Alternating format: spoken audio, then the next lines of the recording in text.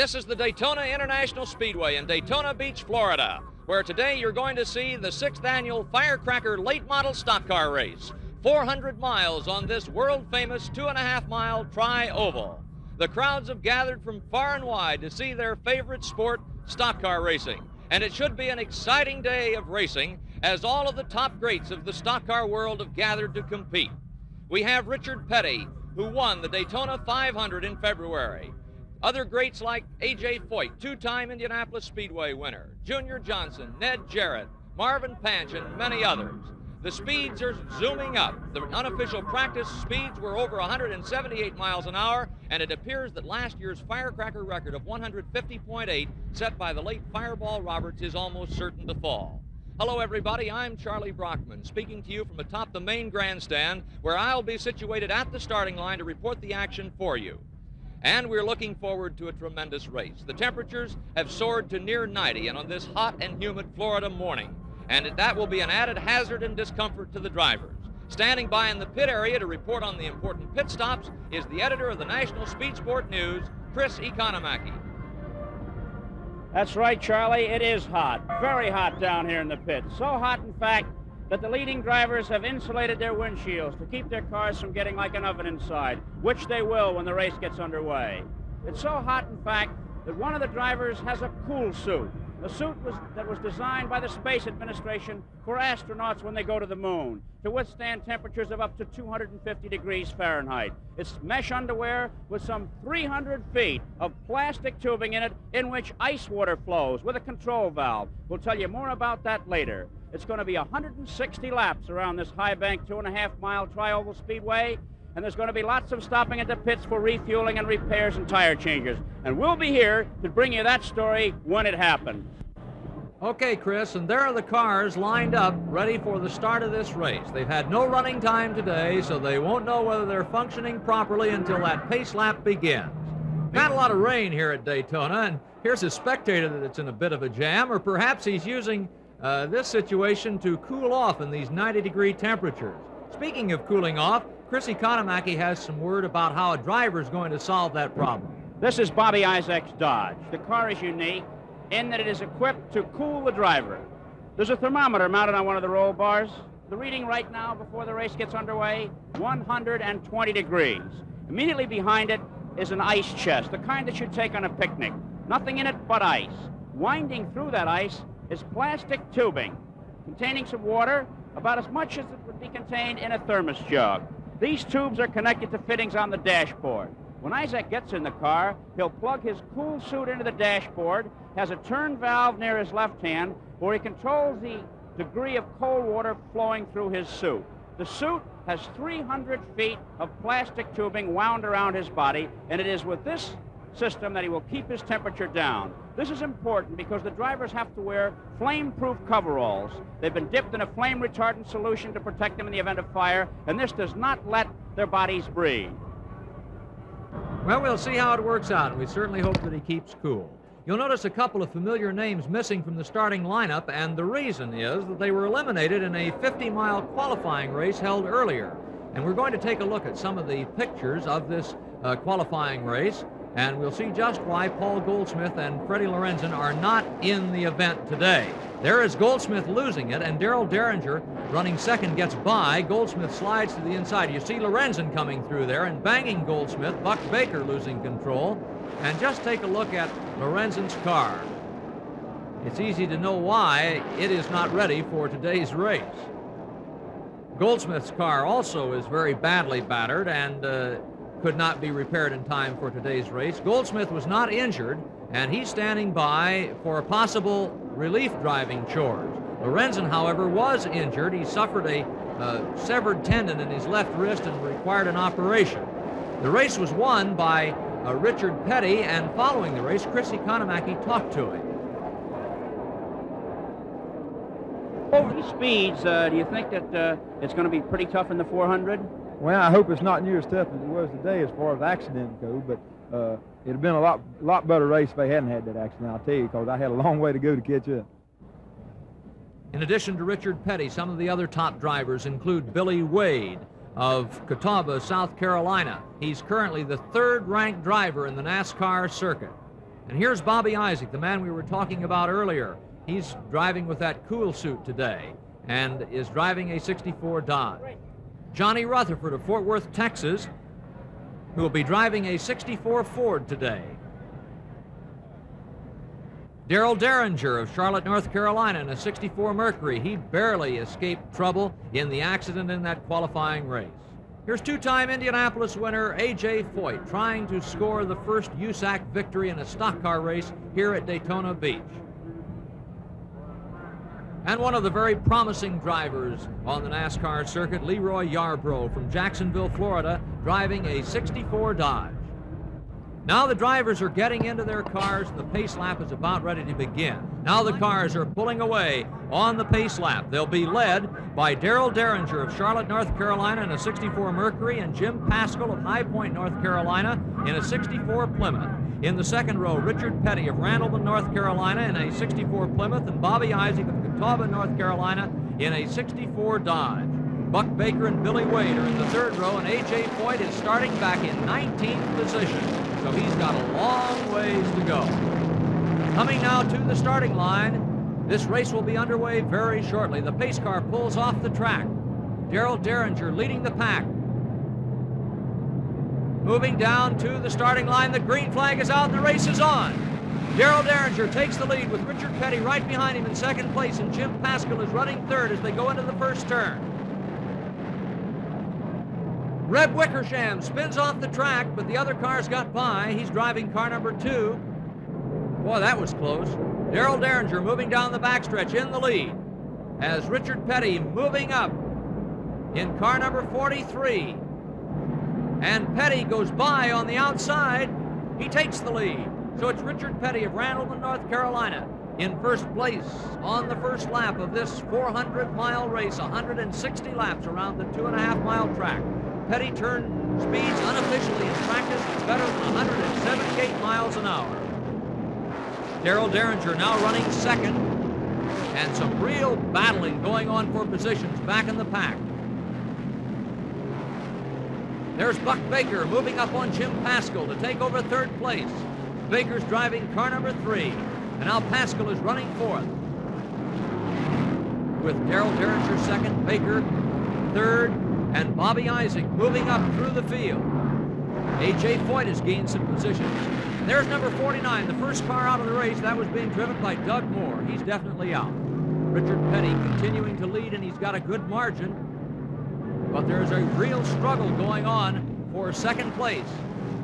Buck Baker has just moved into third, and he is challenging for second. Let's see if he can take Darrell Derringer.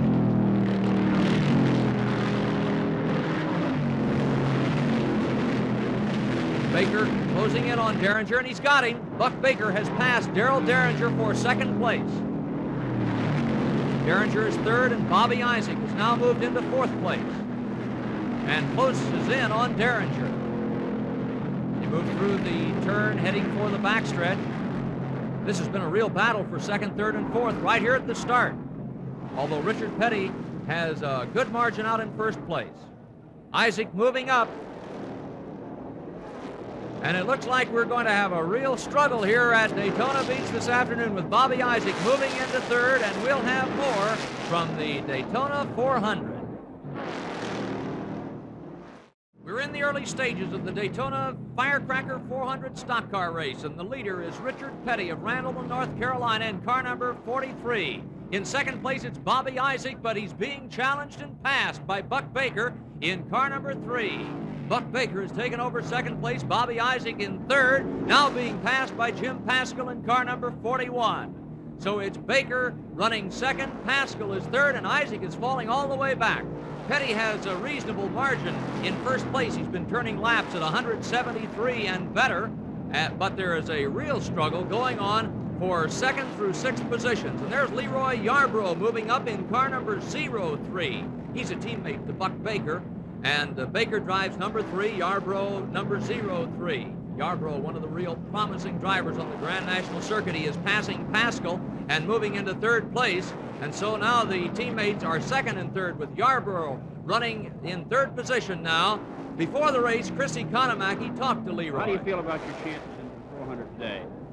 Well, I feel very good about them. My car is running, I think, better than it's ever run, and it's handling real well, so we'll know after 400 miles. Who do you think your principal opposition will be? I don't know. There's about 15 of those guys right here. You could, potential winners. I don't know. Richard Petty's running awful strong, and so is Derringer and the Mercury, and we got the Buck, my teammate, and both the Dodges. All the Dodges are running good. Well, I'd say the Dodgers are running good. There you see two of them, one being driven by Buck Baker, the other by Leroy Yarbrough. Richard Petty is leading this race, driving a 64 Plymouth. But Baker and Yarbrough, teammates, are having a real battle for second place, with Jim Pascal right behind them in car number 41. Now they're beginning to lap some slower cars, and that makes the struggle even more interesting. Baker on the inside, Yarbrough on the outside, and Pascal right behind. Yarbrough edges ahead of Baker. Now let's see if Pascal can get in behind Yarbrough. He is. He's on the high side and is passing Buck Baker. So it's now Yarbrough, Pascal, and Baker, with Darrell Derringer behind Baker. Remember now that Richard Petty is the leader, but he has a margin of several hundred feet. We're showing you this battle for second through fifth position because it's a honey right now. In the early stages of this race, Darrell Derringer got by Baker there. Moving around the number 4 turn, coming toward the starting line. Right now it's Leroy Yarbrough in second place, being followed by Jim Pascal in car number 41. Now, A.J. Foyt started in 19th position. He's beginning to move up through the field. He's now up to 8th. So Foyt had a long way to go, and he is really moving. There he is in number 47. Foyt trying to score a USAC victory in this NASCAR race, challenging all of the fine NASCAR stock car drivers. He started 19th because he was involved in that qualifying race accident and got a very poor starting position, but he is up to 8th now and is closing in on the leaders. Meanwhile, the race for second place continues as Buck Baker, Leroy Yarbrough, and Jim Pascal have been trading positions. As they come around the turn, you can see Yarbrough is still just inches ahead of Jim Pascal in car number 41. Now here is Pascal moving to the high side, challenging for second place. As they move down to the number 1 turn, and Pascal takes over second place in car number 41. Now Darrell Derringer coming in for a stop. We're nearing the 100-mile mark, and the cars are going to be stopping very rapidly now. Derringer has driven a fine race. He's been in the top 5 all the way in car number 16, this 1964 Mercury. Notice the mechanics going to work, jacking up that car, changing tires, and refueling. Derringer, the first of the leaders to make his stop. Checking things over, fastening the hood, the car down off the jacks, and Derringer is back into the race. This will cost him some positions. Now Yarbrough comes in car number 3, and they'll do the same thing for him. There's some trouble on the racetrack. Looks like that car's blowing an engine. And he is spattering some oil on the track and parts, and the caution flag comes out. That was Ned Jarrett in car number 11, going out of the race with a blown engine because of the parts on the track. They are waving the caution flag. This means that all the other boys will be stopping, and Derringer and Yarbrough will lose some ground because they stopped on the green. Well, they'll make their pit stops, and the action will be getting underway very shortly, and we'll be back with a report from the Daytona 400. The first round of pit stops are over in the Daytona Firecracker 400 stock car race, and Richard Petty is still the leader, and he's averaging 159.928 miles per hour. That's about 9 miles an hour faster than last year's record. Meanwhile, in the shuffle, due to the pit stops, A.J. Foyt is now running second in car number 47, being followed by Bobby Isaac in car number 26, and you're looking at them now. Then it's Jim Pascal in car number 41 and Buck Baker in car number 3. Foyt had to really work his way up from 19th position, and before the race, he knew that was going to be a problem, and he explained it to Chris Economaki.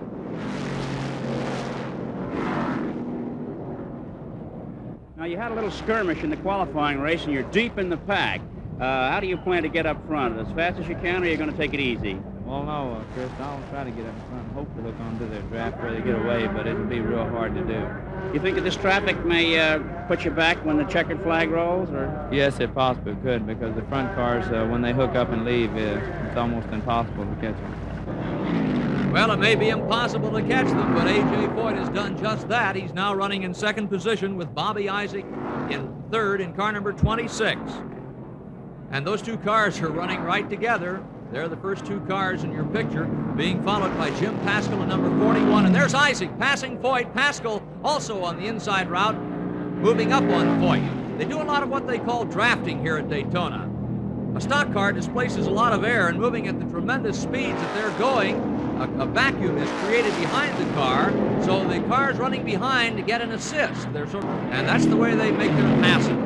Bobby Isaac now running in second position, with Jim Paschal in third spot ahead of A.J. Foyt. Isaac, remember, is the man wearing the cool suit. The temperatures are very high here at Daytona. They're above 90 degrees, but we hope that Isaac is comfortable with that air-conditioned driving suit. The rest of the boys are having to struggle along with the old-fashioned driving uniform.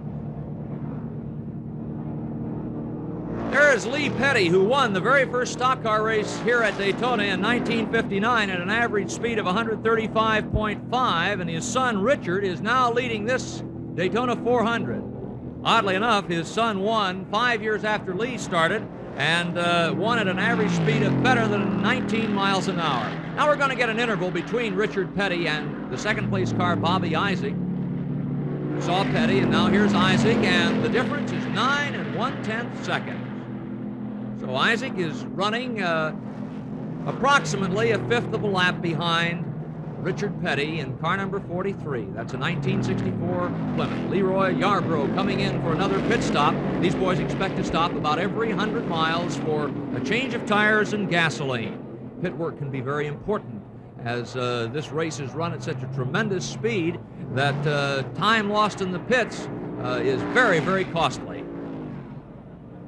Richard Petty of Randleman, North Carolina, trying to score his second victory here this year at Daytona. He won the 500 in February, and we're going to get another check to see whether he's pulling away from Isaac. Remember, last time he was leading by 9 1/10 seconds.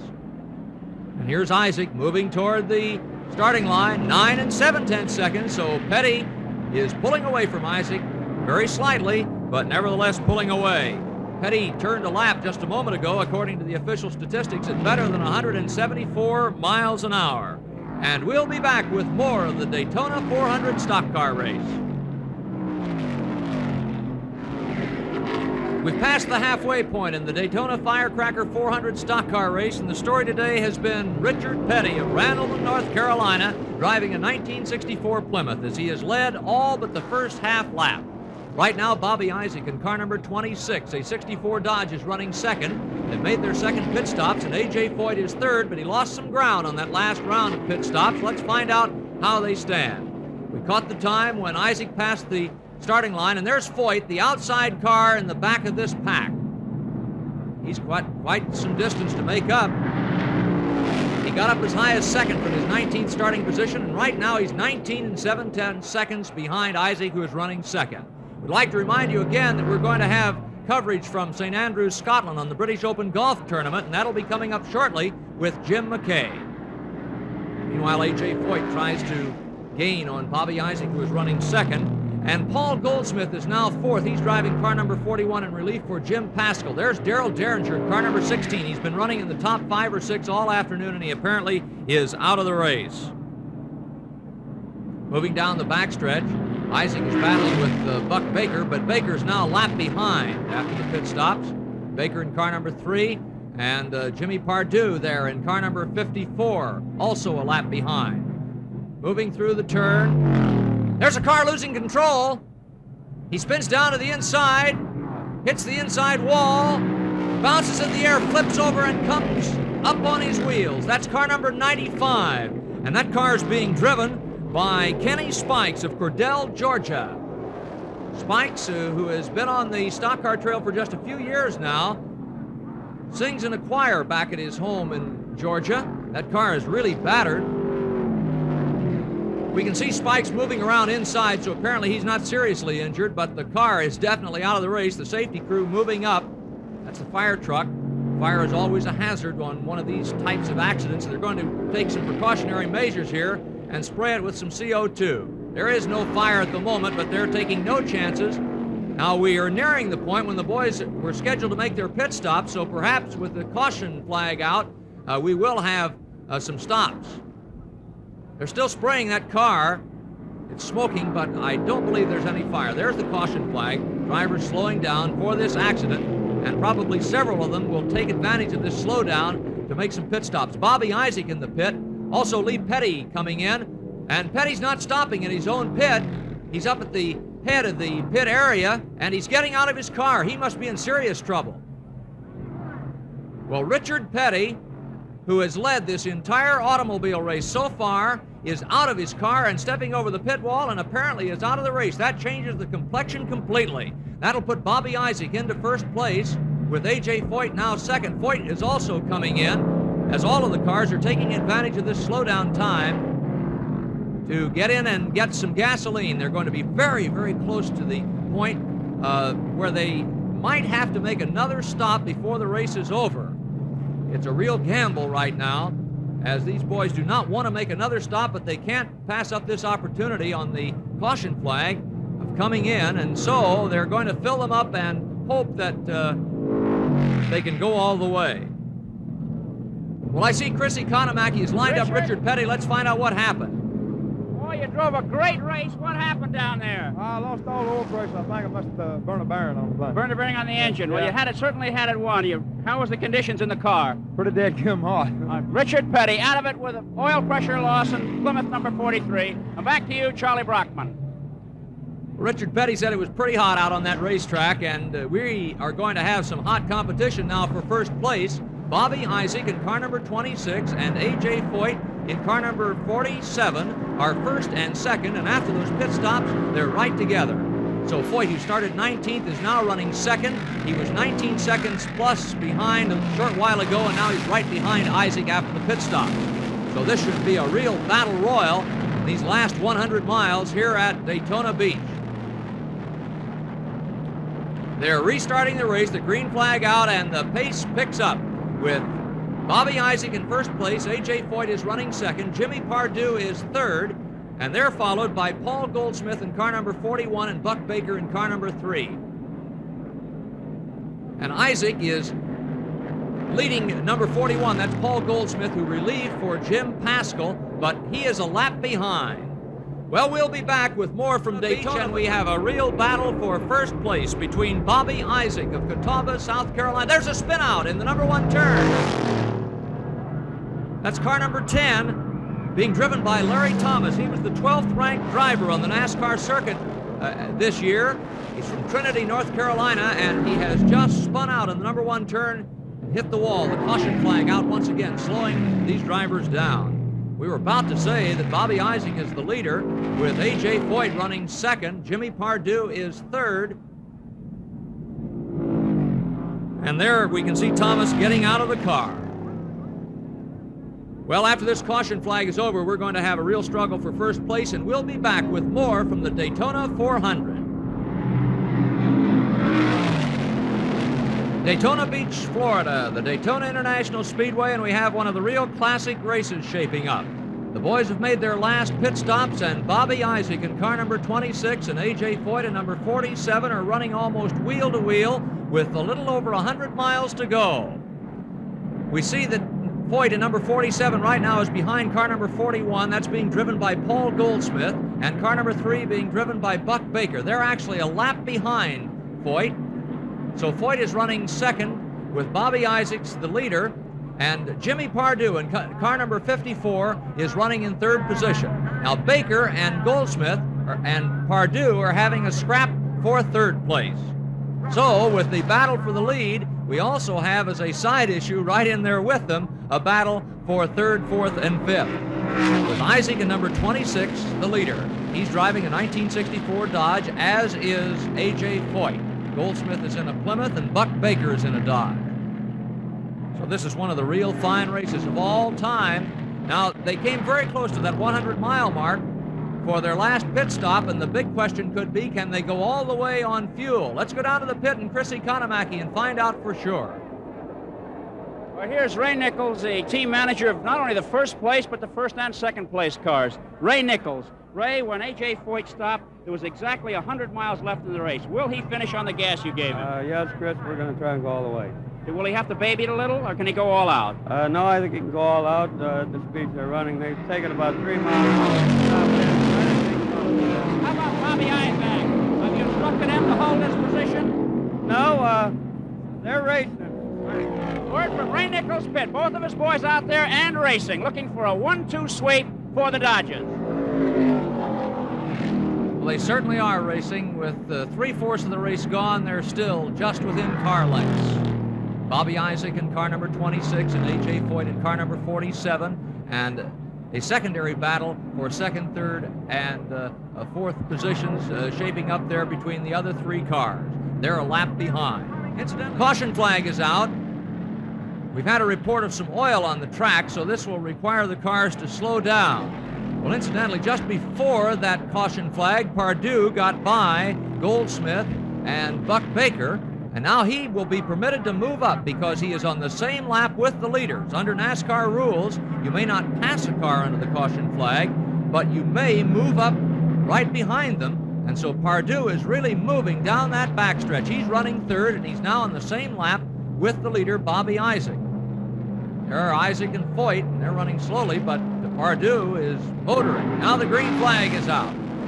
Isaac, at number 26, continues to lead, with Foyt second. Pardue is third. Goldsmith, at number 41, is fourth, and Buck Baker, number 3, is fifth. We're going to have a real battle right down to the wire, and a lot of racing left. Bobby Isaac is the man driving with the cool suit, and we certainly hope that it's working because it's a very, very hot day. So hot, in fact, that Jim Paschal had to relinquish his seat to Paul Goldsmith. We'll have a thrilling climax of this race coming up in the last 100 miles in a short while here at the Daytona 400. We continue with the Daytona 400 stock car race, and look at this battle for first place. A.J. Foyt has just taken first from Bobby Isaac.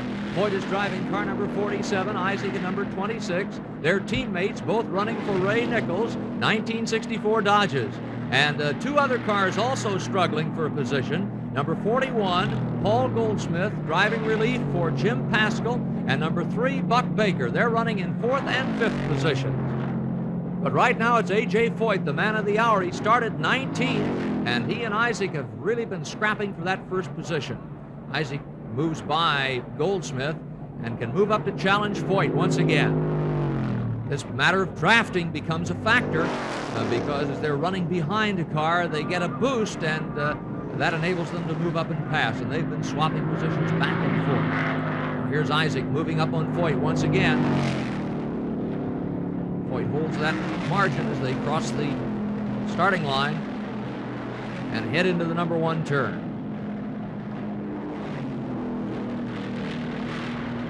Isaac still struggling as they come out on toward the backstretch. They usually do their passing on the backstretch, and you notice that the last time Foyt went inside. Now let's see if Isaac tries the same thing. Isaac moving on the inside, and he is passing Foyt, so Bobby Isaac is back in first place once again, with Foyt running second. And this is one of the real classic battles here at Daytona Beach, as they have been running now over 300 miles. They've still got a lot of racing to go, but that's the story right now. We're going to be back at Daytona. Back here at Daytona Beach, Florida, where this tremendous battle continues between Bobby Isaac and A.J. Foyt. They've been moving back and forth, and they have a lot of racing left. Isaac right now is in the number 1 position with Foyt running second. Jimmy Pardue in car number 54 is third, but let's see, we may have a change in first. There's A.J. Foyt passing Isaac. We'd like to explain this drafting procedure again. As Foyt moves down the straightaway behind Isaac, Isaac is creating a vacuum behind his car because of the air he's displacing, and that gives Foyt a boost, and he passes Isaac. That's what happened there. and it becomes very important at Daytona in a race like this, because it will depend on which man can outmaneuver the other as they get closer to the finish. Isaac back in first place, with Paul Goldsmith and Buck Baker having a similar battle for 4th and 5th positions. Jimmy Pardue in car number 54 is running 3rd, but he's about a half lap behind. So Foyt and Isaac are sizing each other up right now as they move closer and closer to the finish. They would like to know what the other guy is going to do and be able to set him up. Foyt is drafting Isaac right now, but he has to make his move earlier on the straightaway so that he can be past Isaac before he gets into the turn. Foyt trying the high groove, and Goldsmith is moving in there. Goldsmith is in car number 41, but remember, he is a lap behind. So at the moment, it's Bobby Isaac in first place with A.J. Foyt running second, and we still have many laps to go, and we'll be back with more of the Daytona 400 stock car race. As we near the final stages of the famous Daytona Firecracker 400 stock car race, the big story this afternoon was Richard Petty for 103 laps, as he had things pretty much his own way. The real battle then was for positions 2 through 7. But Petty went out at 103 laps, and the complexion changed immediately. Right now, we have a struggle going on that has been going on for many, many laps between car number 26, Bobby Isaac, car number 47, A.J. Foyt. And there you see them. They're just that far apart.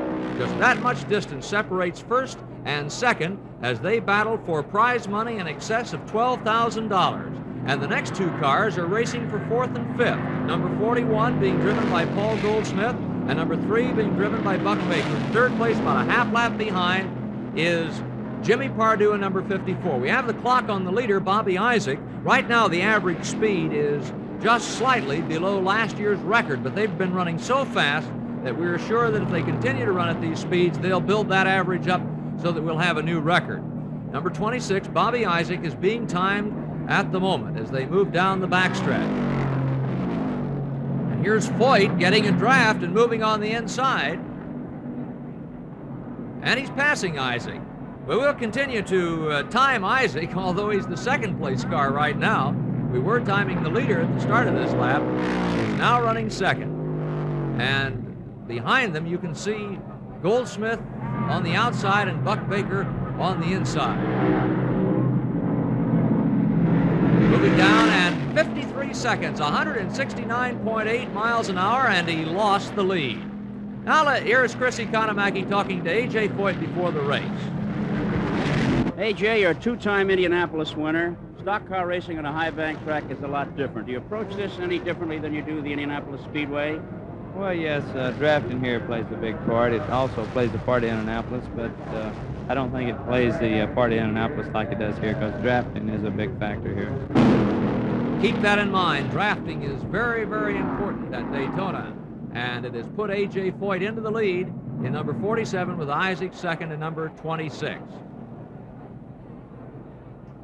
There you can see A.J. Foyt leading Bobby Isaac, their teammates running for the same car owner. Chris, do you have any information on this? Well, a little bit of interesting information, Charlie, as far as money's concerned. The 107th lap in this race carried a $500 prize to lead it. Isaac was leading at 106 and stopped, thereby giving the 107th lap and the $500 to Foyt, who made over $150,000 last year. They sort of were chuckling about it down in the pit. It's getting to the point where the driver almost has to carry a computer to keep track of what he should do. That looks like it. Okay, thank you, Chris. Certainly a great race here at Daytona.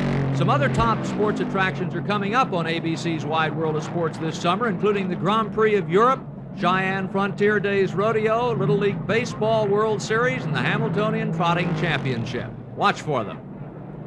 Right now, we're going to watch for that lead at Daytona as it changes very frequently, sometimes a couple of times in a lap.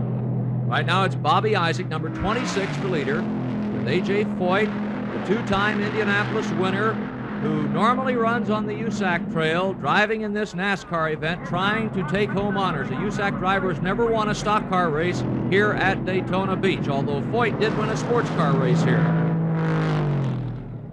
We're moving now toward the final laps of the race, and they should be dandies as Isaac and Foyt continue their battle. And we'll be back with that climax from the Daytona 400. Just a few laps left of the Daytona 400 stock car race, and we have the time clock on the leader, A.J. Foyt, in car number 47, a 1964 Dodge. Bobby Isaac in another Dodge is running second.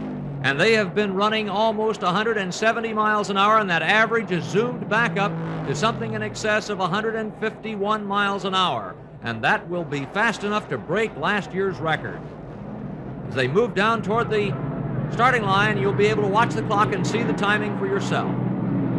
53 and 7/10 seconds. That's a speed of better than 167 miles an hour for A.J. Foyt after 400 miles of running. He started in 19th position, now running first, being followed by Bobby Isaac. Also keep your eyes on two other drivers. Car number 41, Paul Goldsmith, and car number 3, Buck Baker. They're racing for 4th and 5th. Here's Isaac moving by on the inside. Just a few laps to go, and Isaac has taken over first place. Isaac, a veteran of the NASCAR circuit. Foyt, a 2-time Indianapolis winner and 3-time national USAC champion, trying for the first USAC victory in a stock car race on the Daytona Speedway. Isaac leading Foyt. Baker is now leading Goldsmith in the battle for 4th. Coming down to the starting line, here's Goldsmith moving up out on the outside. Foyt might be waiting for that last lap to try a next pass, but Goldsmith is moving in between Foyt and Isaac. This could change Foyt's plans somewhat. Now Goldsmith high to the outside. He's trying to get cars between his position and Baker's so that he can hold on to that 4th spot. Well, this certainly has been a tremendous race, and we want to thank Bill France Sr. and Bill France Jr. and the NASCAR officials for their tremendous cooperation. And of course, this race has the fans very, very excited. They're standing and cheering every time these cars come by the starting line. As we near the finish of this 400-mile stock car race, run at an average speed of almost 151 miles an hour. Moving up to pass a slower car. The white flag is out. 1 lap to go. The leader is still Bobby Isaac. Well, if Foyt's going to make a move, it's going to have to be soon. And Paul Goldsmith up there in 4th position is between Foyt and Isaac, and this will complicate Foyt's problem. Foyt will probably try to get a draft down that back stretch. Let's see if he can do it.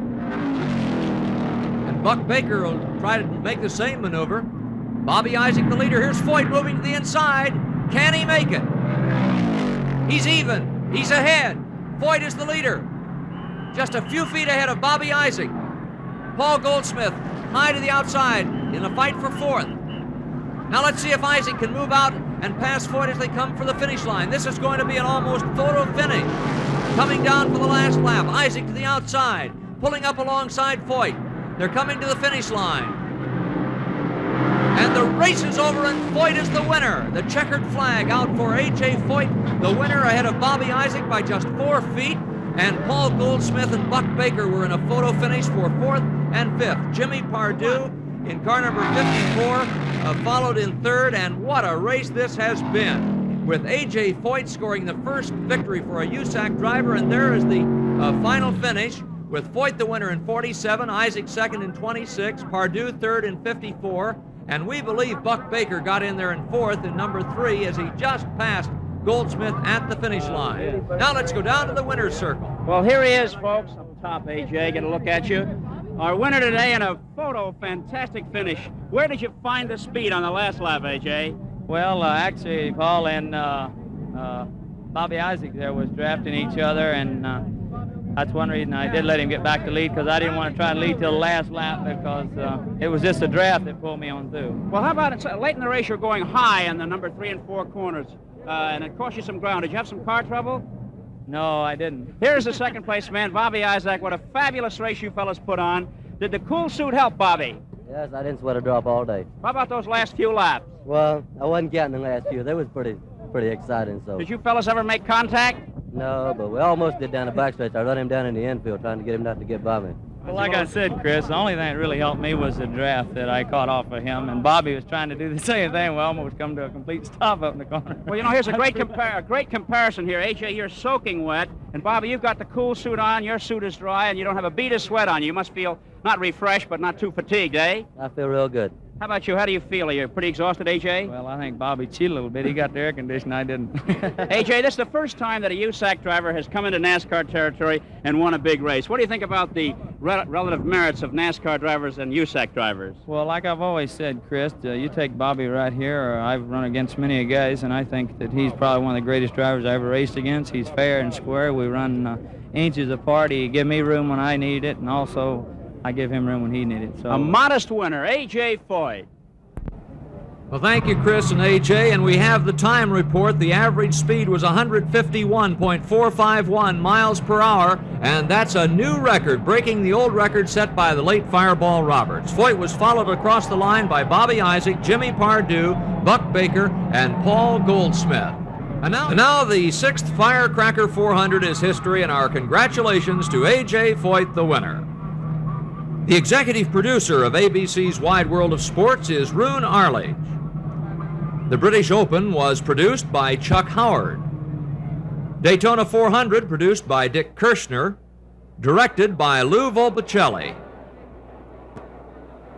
Remember, next week, Wide World of Sports will present the Irish Derby, the Grand Prix of France, and the Gold Cup hydroplane race. The preceding program was videotaped in Daytona Beach, Florida.